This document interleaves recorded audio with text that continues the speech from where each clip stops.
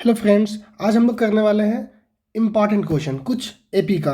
तो एपी का important question करने से पहले इसका थोड़ा सा बेसिक्स में फिर से रिवीजन करवा देता हूँ। मैं पिछला वीडियो में करवा चुका हूँ, बट फिर से थोड़ा सा करवा देता हूँ कि इसमें बेसिक फॉर्मूले क्या यूज होने वाले हैं। सबसे पहले स्टैंडर्ड फॉर्म ये पता होना चाहिए आपको। Standard form of N AP, बस थोड़ा सा लूँगा, 2 मिनट का है। A plus D, A plus 2d, dot dot dot, A plus N minus 1d। ध्यान से देखिए, ये मेरा फर्स्ट टर्म है, ये मेरा सेकेंड टर्म है, ये मेरा थर्ड टर्म है और ये मेरा nth टर्म है। ध्यान से देखिएगा, तो आपको मेनली nth टर्म को ही याद रखना है। ध्यान से देखिए, ओके, एकदम सिंपल सा है। और कॉमन डिफरेंस निकालने का कोई भी सेकेंड टर्म और फर्स्ट टर्म को माइनस करके आप आसानी से निकाल सकते हैं। या फिर ऐसा नहीं कि सेकेंड टर्म फर्स्ट टर्म में, अगर वो एपी में सीक्वेंस दिया हुआ है तो किसी भी दो सक्सेसिव टर्म को हम माइनस करके निकाल सकते हैं या कंजुगेटिव टर्म को माइनस करके निकाल सकते हैं। एस एन का भी एक फॉर्मूला होता है, वो भी याद कर लीजिए। n/2 2a plus n minus 1d होता है। इसमें ही एक और फॉर्मूला है, S N is equal to n/2 a plus A N. फिर से देखिए, एस एन क्या होता है? Sum of N term. इसको लिख देता हूँ, सम ऑफ एन टर्म्स। इसको पढ़ते हैं हम लोग, है ना। ए एन को पढ़ते हैं लास्ट टर्म। लास्ट टर्म ए आप लोग को पता होगा फर्स्ट टर्म होता है, और एन जो वो है नंबर ऑफ टर्म्स। एक बचा डी, डी मेरा होता है कॉमन डिफरेंस। ओके, ठीक है। अब इस बेसिस पे हम लोग कुछ क्वेश्चन करने वाले हैं। देखिए, पहला क्वेश्चन कैसे सॉल्व करने वाले हैं यहाँ पे। सबसे पहले ध्यान से देखिए, इस क्वेश्चन में निकालना फर्स्ट 4 टर्म्स एपी का, जिसका फर्स्ट टर्म और कॉमन डिफरेंस आपको पता होगा। तो पहला क्वेश्चन मैं करता हूँ। ए बराबर आपका दिया हुआ 10 और डी का वैल्यू भी दिया हुआ आपका 10। आपको फर्स्ट 4 टर्म निकालना है, यानी कि A1 निकालना है, A2 निकालना है, A3 निकालना है, A4 निकालना है। ठीक है, A1 के लिए A होता है, A2 के लिए A प्लस डी होता है, A3 के लिए A प्लस 2d होता है और A4 के लिए A प्लस 3d होता है। ध्यान से देखिए, यहाँ जितना टर्म होगा उससे एक माइनस होता है। यहाँ पे देखिए 3 तो यहाँ पे 2 है, यहाँ पे 2 तो यहाँ पे 1 होता है। ध्यान से देखिए, ए का वैल्यू आपको 10 पता है, ए प्लस डी का वैल्यू कितना हो जाएगा, यानी कि 10 प्लस 10 आपका आ जाएगा 20। ये हो जाएगा 10 प्लस 2 इंटू 10, आपका हो जाएगा ये 30। यहाँ पे हो जाएगा 10 plus 3 into 10, 10 plus 30 is equal to 40। तो इसी तरह से आप सेकेंड क्वेश्चन के लिए कर सकते हो और थर्ड क्वेश्चन के लिए सिंपली सॉल्व कर सकते हैं। मैं सेकेंड के लिए हिंट्स करता हूँ कि ए का वैल्यू -2 दिया है और डी का वैल्यू आपका 0 दिया हुआ है। तो फिर से आप यहाँ से निकालिएगा first term, second term, third term और फोर्थ टर्म यहाँ पुट कर दीजिएगा। सिर्फ A plus 3d, A plus 2d, A plus D और यहाँ लिखेगा ए। चलिए, इसी तरह से कुछ नेक्स्ट क्वेश्चन को भी हम लोग सॉल्व करना सीखते हैं। ध्यान से देखिए, यहाँ पे ये थोड़ा इंपॉर्टेंट ज़्यादा है। इससे पहले जो बेसिक क्वेश्चन थे, यहाँ पे कुछ इंपॉर्टेंट है। थर्ड टर्म और नाइन्थ टर्म, 4 और 8 दिया हुआ, -8। आपको फाइंड करना दिन which term of the AP 0। ये बोला है कि थर्ड टर्म और नाइन्थ टर्म 4 और -8 दिया है, तो एपी का कौन सा टर्म 0 होगा। तो पहले सॉल्व करना सीखते हैं इसका। थर्ड टर्म दिया, यानी कि A3 दिया हुआ है आपका 4 दिया हुआ है, सॉरी। A3 को लिखते हैं A plus 2d is equal to आपका 4 हो जाएगा। इस क्वेश्चन फर्स्ट मान लीजिए। फिर आपका दिया है A9, यानी कि नाइन्थ टर्म, -8 दिया। तो यहाँ पे नाइन्थ टर्म को क्या लिखेंगे, A plus 8d is equal to -8। इसको इक्वेशन सेकेंड मान लीजिए। अब इन दोनों को सॉल्व कीजिए फ्रॉम इक्वेशन 1 एंड 2 से। A plus 2d is equal to 4 है और A plus 8d is equal to -8 है। माइनस यहाँ पे प्लस हो जाएगा, ये कैंसिल हो जाएगा। आपका आने वाला है -60 इज इक्वल टू 12। तो d का वैल्यू कितना आ जाएगा, -2। अब ये d का वैल्यू इक्वेशन 1 में पुट कर दीजिए। Put d is equal to -2 in equation 1। आपका कितना आ जाएगा, a plus 2 into -2 is equal to 4। तो a -4 इज इक्वल टू 4, तो a का वैल्यू हो जाएगा आपका 8। ध्यान से देखिए, ए और आपको डी का वैल्यू पता चल गया है। अब आपको फाइंड करना है कि ए पी का कौन सा टर्म जो है वो 0 होगा। तो हम मान लेते हैं यहाँ से, ठीक है, let nth term of N A P is 0। हम मान लेते हैं nth टर्म, तो ए एन इजक्वल टू 0 ले लेता हूँ। तो a plus N minus 1d equal to 0।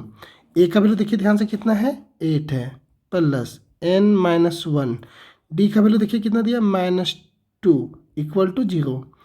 8 हो जाएगा, यहाँ पे -2 मल्टीप्लाई कीजिए, -2n प्लस 2 हो जाएगा equal to 0, -2n plus 10 equal to 0, -2n equal to -10, ये माइनस से माइनस कैंसिल हो जाएगा, n इक्वल टू 10/2 यानी कि 5।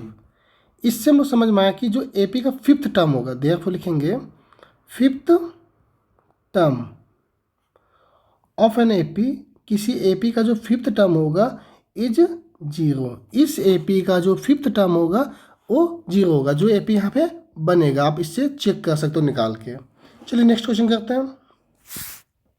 इस क्वेश्चन में बोला है कि ये जो दिया गया ए पी है, इस ए पी में कौन सा ऐसा टर्म होगा जो 132 मोर देन होगा, किससे, 54th टर्म से। फिर से गिवन ए पी, यहाँ ध्यान से देखिए, मैं लिख देता हूँ, गिवन ए पी जो है 3 है, 15 है, 27 है और 39 है, डॉट डॉट डॉट है। इस ए पी का कौन सा टर्म ऐसा है जो 132 ज़्यादा है 54th टर्म से। इसका मतलब वो लेट, हम मान लेते हैं nth टर्म, अभी हमको पता नहीं तो nth टर्म मान लेता हूँ, nth term of N A P हम मान लेते हैं, ए पी का nth टर्म है। तो इसको लिखते हैं देयरफॉर ए एन जो होगा वो A54 प्लस 132 हो जाएगा। बहुत को लगा सर ये ज़्यादा, तो इधर हम लोग ऐड क्यों किए, क्योंकि मुझे इन दोनों को इक्वल करना। ये तो ऑलरेडी इससे ग्रेटर है, कितना ग्रेटर, 132, इसीलिए मैंने इधर 132 को ऐड कर दिया। अब इसका फॉर्मूला आप लोग को आता होगा a plus N minus 1d, और इसका भी होगा a प्लस 54 है तो यहाँ पे 53 हो जाएगा n माइनस 1 के कारण से, प्लस 132। ध्यान से देखिए, ये a और ये कैंसिल हो जाएगा, यहाँ पे बचेगा n माइनस 1d और इधर बचेगा 53d प्लस 132। अब आप लोग ए पी जो दिया गया है उसके हेल्प से आप यहाँ से निकाल सकते हो। क्या निकाल सकते हो, ए का वैल्यू आपका हो जाएगा 3 और डी का वैल्यू हो जाएगा 15 माइनस 3 यानी कि 12। अब इस वैल्यू को यहाँ पे हम लोग पुट करते हैं, n माइनस 1 डी के प्लेस पे आपको क्या आ जाएगा, 12 is equal to 53 into 12 plus 132। अब ये 12 से मल्टीप्लाई कीजिए इसको, 12n minus 12 is equal to 53 into 12 जब कीजिएगा तो इसका मल्टीप्लिकेशन आ जाएगा 636 प्लस 132। यहाँ पे हो गया 12n minus 12 is equal to, add कीजिए दोनों को, 6 और 2 8 हो जाएगा, 3 और 3 6 हो जाएगा और ये 7 हो जाएगा। 12n is equal to 768 plus 12, तो 12n इज इक्वल टू कितना आ जाएगा, ध्यान से देखिए 70 और 80, मतलब 780 आपका हो जाएगा। तो n is equal to 780 by 12, इसको आप कट कर दीजिए 6 से, 6 2 जा 12, 6 1 जा 6, 6 3 जा 18 और यहाँ 0, ये फिर 2 से कट जाएगा, 6 2 जा 12, 6 5 जा, सॉरी 2 से कट करेगा, 2 5 जा 10, तो n इज इक्वल टू हो जाएगा 65। तो जो 65th टर्म है वो ए पी का 132 मोर देन होगा, किससे, 54th टर्म से। चलिए नेक्स्ट क्वेश्चन करना सीखते हैं हम लोग। यहाँ पे क्वेश्चन बोल दिया है कि हाउ मेनी मल्टीपल्स ऑफ 4 के कितने मल्टीपल्स ऐसे, 4 के कितने मल्टीपल्स ऐसे हैं जो इन दोनों के बीच में होंगे। इन दोनों मतलब 10 और 250 के बीच में होंगे। तो पहले आपको ए पी बनाना पड़ेगा, ए पी पहले बना लीजिए आप। तो देखिए 10 और 250 के बीच में बोला है, तो 10 के जस्ट बाद कौन सा ऐसा नंबर आता है जो 4 से डिविजिबल है, तो आप लोग को पता है 12 होगा, उसके बाद 16 होगा, फिर 20 होगा, फिर डॉट डॉट डॉट, यहाँ देखिए 250 है, तो 250 से जस्ट आपको पीछे आना है। तो 4 से इसको डिवाइड कीजिए, 4 6 24, 4 2 8, यहाँ 2 बचा रिमाइंडर, आने की हो जाएगा 2 48, ये ध्यान देना आपको, ठीक है। अब इन दोनों के बीच में पूछा कितने टर्म्स हैं, तो पहले मैं लिखता हूँ यहाँ से, ध्यान से देखिए। ए बराबर दिया है 12, डी इज इक्वल टू हो जाएगा 16 माइनस 12 यानी कि 4, और लास्ट टर्म कितना दिया हुआ है 248। मैंने इसे क्वेश्चन के लिए बताया था कि एन फाइंड करने का फॉर्मूला सिंपल सा होता है, A N minus A by D plus 1। जिनको ये फॉर्मूला याद है तो सही है, अदरवाइज आप इस फॉर्मूला का भी यूज़ कर सकते हो। A N equal to A plus N minus 1 D. यहाँ पे ए एन दिया हुआ है, ए दिया हुआ है और डी दिया हुआ है, तो एन का वैल्यू निकल जाएगा। बट ये आसान होता है, यहाँ पे लिखा हुआ 248 minus 12 divided by 4 plus 1, minus कीजिए इसको, हो जाएगा यहाँ पे 2 3 और 6 हो जाएगा बाई 4 प्लस 1, इसे डिवाइड कर दीजिए।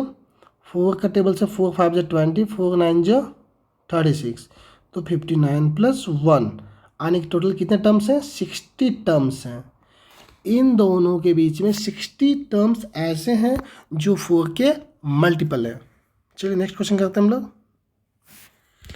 इस क्वेश्चन को ध्यान से देखिए, इस क्वेश्चन में क्या दिया और क्या फाइंड आउट करना है आपको ये समझना है। सबसे पहले the sum of 4th and 8th term of N AP is 24। ये ध्यान से देखिए, A4 प्लस A8 है, ये दिया हुआ है 24। 6th टर्म और 8th टर्म का सम दिया हुआ है 44। तो इससे पहले मैं बनाता हूँ एक एक्सप्रेशन, देखिए a प्लस 3d हो जाएगा यहाँ से, इसका हो जाएगा a plus 7d is equal to 24। देखिए a और ये 2a हो जाएगा प्लस 10d हो जाएगा 24, इन दोनों से 2 कॉमन आ जाएगा, तो a plus 5d equal to 24 हो जाएगा। यहाँ से ये 2 से 24 कैंसिल हो जाएगा, तो a plus 5d is equal to 12। Equation first कर दीजिए। सिमिलरली सेकेंड कंडीशन में क्या दिया हुआ है कि 6th टर्म जो है और 10th टर्म जो है, ये दोनों का सम जो है वो 44 दिया हुआ, यानी कि यहाँ से हो जाएगा a प्लस 5d, इसके कारण से प्लस इसका हो जाएगा a plus 9d is equal to 44। अब मैं इसको फिर से सिंप्लीफाई कर देता हूँ। कैसे सिंप्लीफाई करने वाले ध्यान से देखिए, a और a 2a हो जाएगा प्लस 14d हो जाएगा इज इक्वल टू 44। ध्यान से देखिए 2 फिर से कॉमन आ जाएगा, a plus 7d is equal to 44। ये 2 से कैंसिल हो जाएगा 2 2, तो a plus 7d is equal to 22। Second कर दीजिए और इन दोनों इक्वेशन को सॉल्व कर दीजिए फ्रॉम इक्वेशन 1 एंड 2।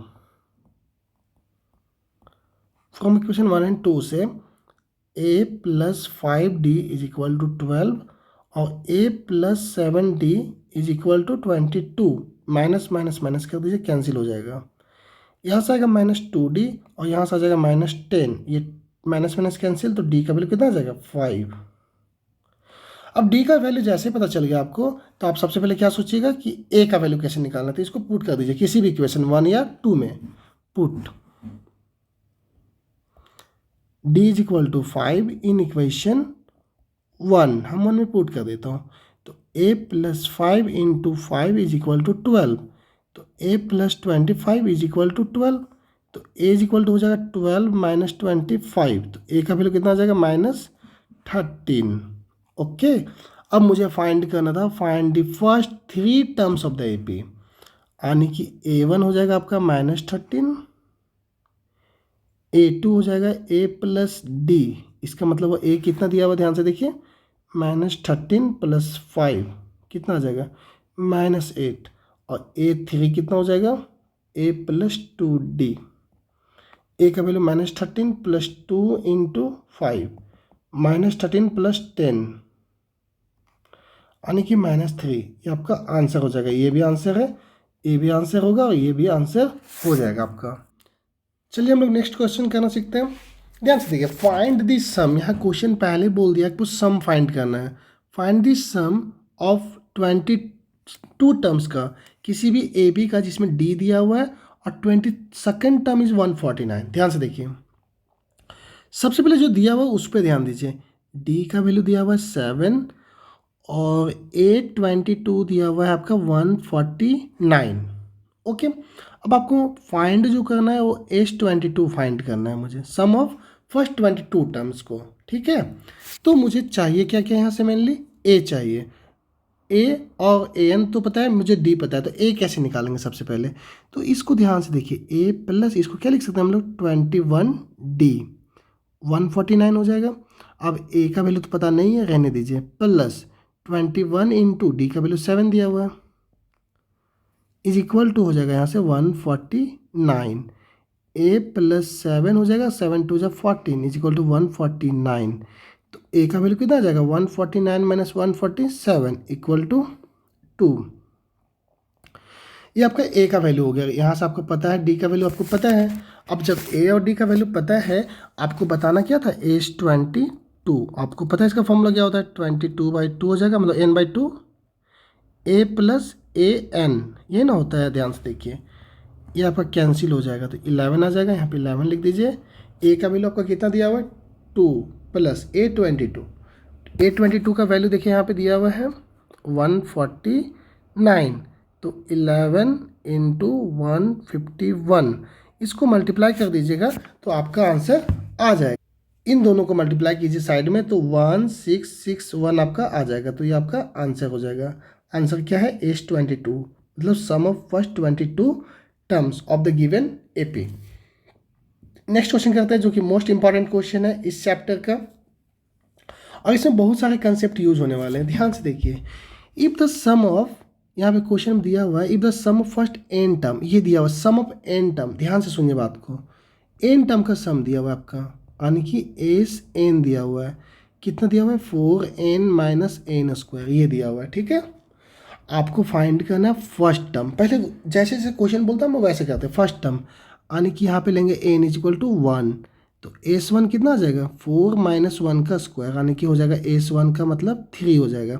अब मैंने बताया था स्टार्टिंग में S1 को ही हम लोग A1 बोलते हैं, फर्स्ट टर्म बोलते हैं। ओके, तो ए का आंसर यहीं पे हो गया आपका। स्टार्टिंग देख लीजिए, what is the sum of first two term का सम, यानी कि एन का वैल्यू लेने वाले हम लोग 2, तो S2 हो जाएगा। तो कितना हो जाएगा 4 इंटू 2 माइनस 2 स्क्वायर, देखिए यहाँ से लिया हूँ। ठीक है,